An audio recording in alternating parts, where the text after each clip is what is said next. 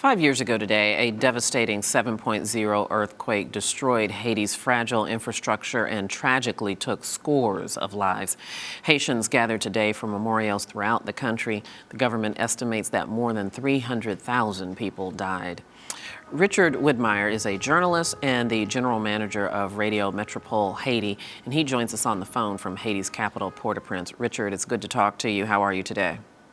I'm fine. Good evening to all. Thank you for taking a few minutes with us. This is a big day marking a very dark period in the history of Haiti, but Haiti has been rebuilding. There is some improvement.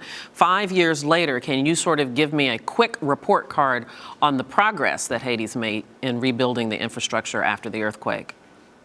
Yeah, well, 5 years after the devastating earthquake that killed, as you said, close to 300,000 people, Haiti has been able to reconstruct some of its infrastructure. And as, for example, the international airport in Port-au-Prince has been reconstructed. There are 3 public buildings and parliament that is being reconstructed, almost finished right now. And the new building, the Villa d'Accueil, that is supposed to be the building designed to receive foreign heads of states and other dignitaries, will also be inaugurated soon. So this is to say that throughout the country, and especially in Port-au-Prince, where there was major destruction, there has been some reconstruction. Hotels have been built in Pétionville, where there are more than close to 1,000 new hotel rooms. So all of this has been doing quite in progress since the past 5 years. I'm sure that's encouraging, but what I'm interested in knowing, though, Richard, is what about the average Haitian? When I had the opportunity to speak with Haiti President Michel Martelly about 8-9 months ago, and there were still a significant number of people living in tents, although that number had dramatically decreased. Are there still regular folk that are living in temporary shelters? Well, if you come to Port-au-Prince and you look around, you will not be able to see them as they were. So, it would struck you if you had arrived here 5 years ago.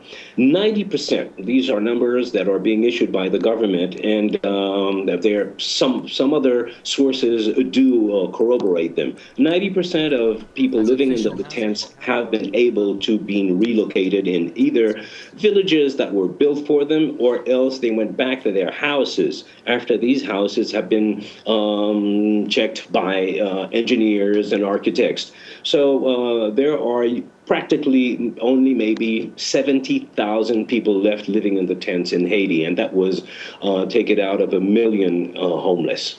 Richard, we can't talk about Haiti without talking about the governmental structure, which seems to be hanging on by a thread right now. The Prime Minister stepped down. Many have called for Michel Martelly to resign. Give us an update on where the government is. I know that there is a deadline coming up of Parliament and those terms expiring.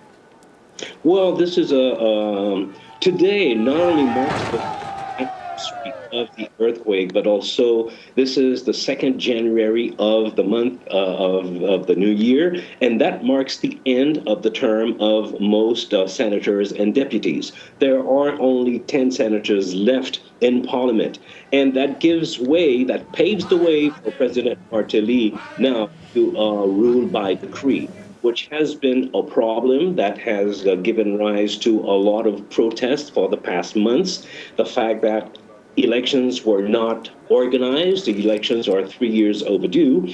And to say the truth, the problem was that there were so many delays.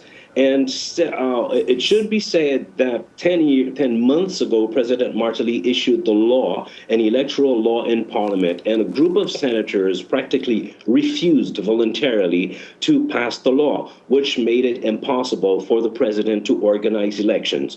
Well, finally, yesterday, the terms of most of these parliamentarians came to an end, and this paves the way for President Martelly to rule by decree. The U.S. Government and the U.S. Embassy here in Haiti has said they would accept that Martelly ruled by a decree even if the parliamentarians wouldn't accept to vote the law that they had to do until last night at 11:59 p.m.